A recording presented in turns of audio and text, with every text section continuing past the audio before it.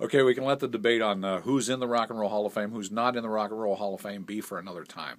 You have to watch the Rock and Roll Hall of Fame induction ceremonies.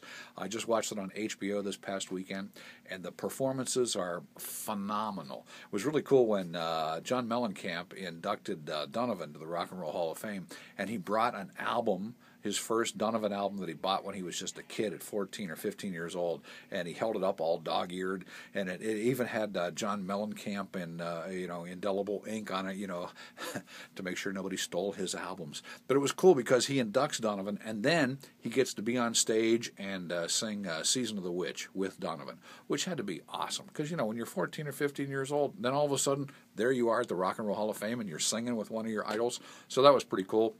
And speaking of Donovan, too, in his acceptance speech, he did what a bohemian like him would do. He made part of his acceptance speech into a poem. And it's very, very cool to see that. And then later on, you get great performances, as I mentioned. You got the Faces being inducted. And when the Faces were inducted, they got to play on stage, of course. And Ronnie Wood on the guitar is just a monster. And Rod Stewart didn't show up, but they had this guy, Mick Hucknall, who's with Simple Minds, and they didn't need Rod Stewart. Stay With Me was a burning rendition.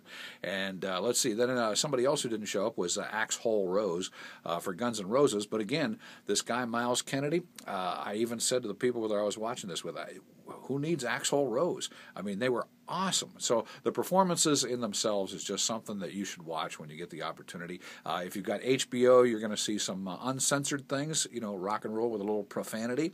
And but if you get the VH1 version, then you'll get it watered down a little bit. But the point is, the performances are what it's all about. And I'll tell you something else, too. I'm not a big fan for these award shows that do the immemorial things, talk about people who died. But whenever they did that particular segment at this particular time, it made me realize how many voices that we lost this past year. And not just voices who were vocal enough to perform, but those who wrote, those who were behind the scenes, band members. We lost a lot of very important people in rock and roll this year. And during that memorial, too, that segment, the song by Etta James, who we lost this last year, was sung by Lettucey, and it is the best version. It could be better than Etta James. It was absolutely phenomenal, gave you goosebumps, but also made you realize, as I said, the loss that we suffered this past year with performers. Rock and Roll Hall of Fame induction ceremonies, if you get the opportunity, you ought to watch it and crank it up. It's really, really good.